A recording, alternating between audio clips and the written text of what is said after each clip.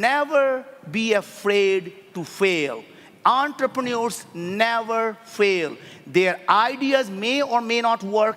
And you know what entrepreneurs do? They pivot, right?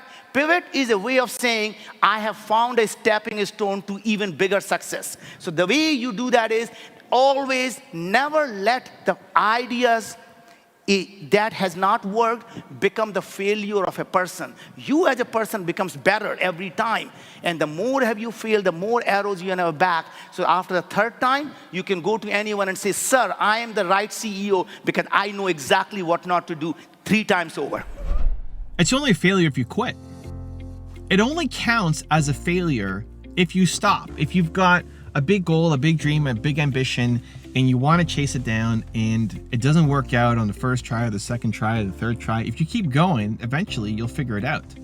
This is the path of all successful entrepreneurs. Like if you keep going, you keep putting one foot in front of the other, eventually it will work out. This is why a lot of entrepreneurs will preach patience, because most people quit too soon. Most people, they overestimate what they can get done in a short amount of time and underestimate what they can get done over a long amount of time, and they just quit too soon. You don't allow enough time for momentum to actually take hold. And so it's only really a failure if you stop. People ask me about my videos and my YouTube channel, and there's a couple angles on this. The first is how long it took me to get going. If you look at my growth on my channel, my homepage, you can see how long it took me to get going. It took 5 years and I still had 7,000 subscribers or something like that.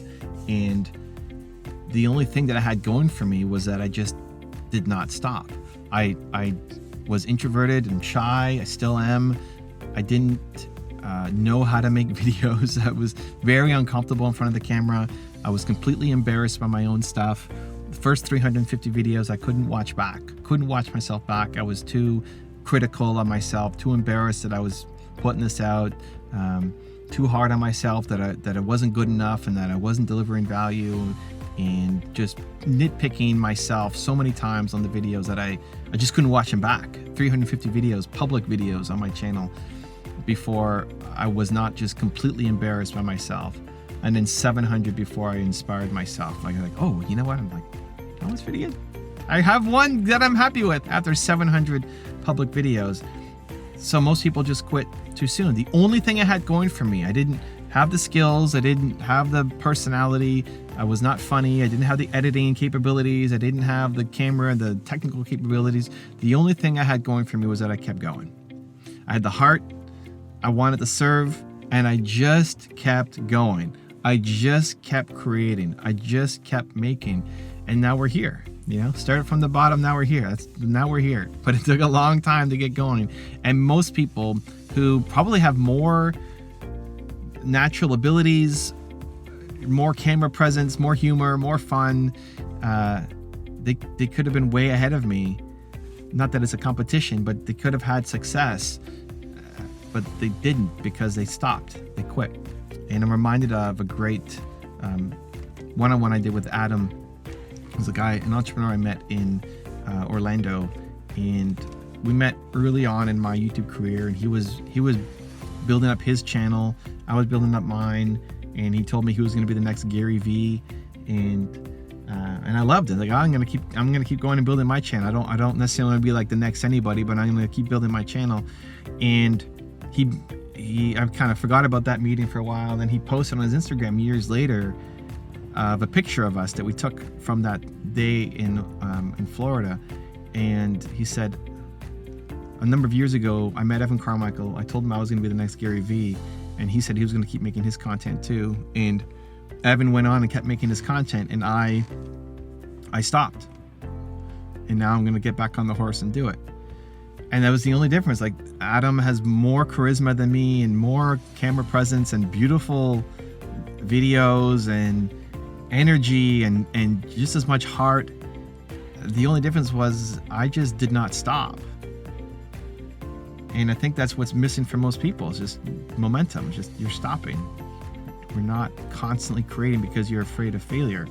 And some of the things that have helped me that maybe can help you to not quit and to keep going on this journey is when people ask me, well, that video failed, how does that make you feel?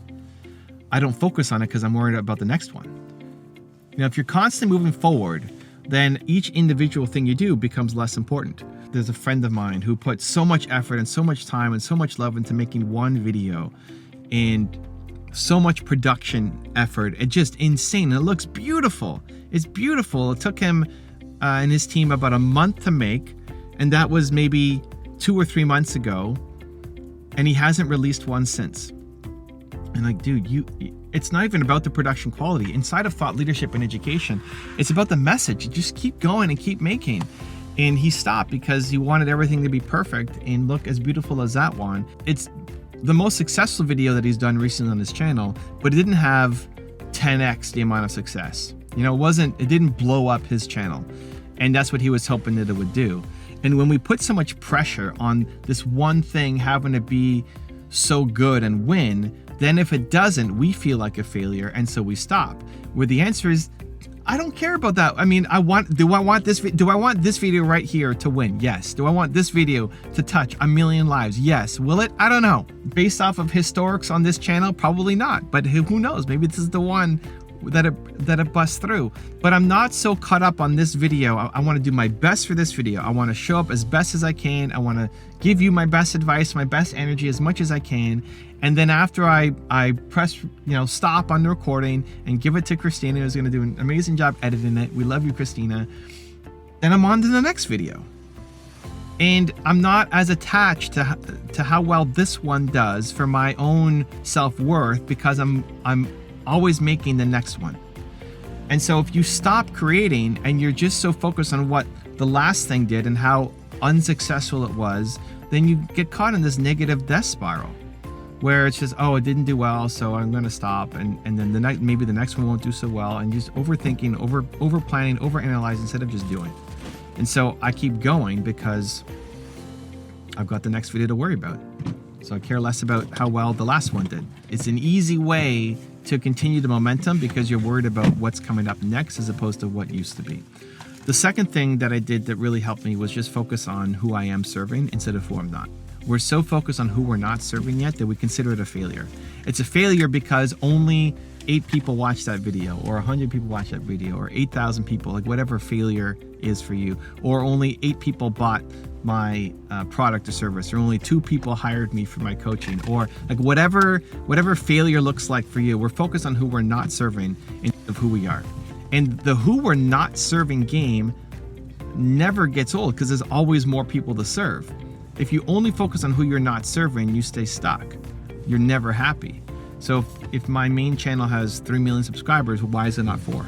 And why is it not 5 or 7 or 10 or 15 or 20 or 100, right? Like, why is it not bigger? Why is it not out there? If I only focused on that, then I would always be unhappy and unfulfilled.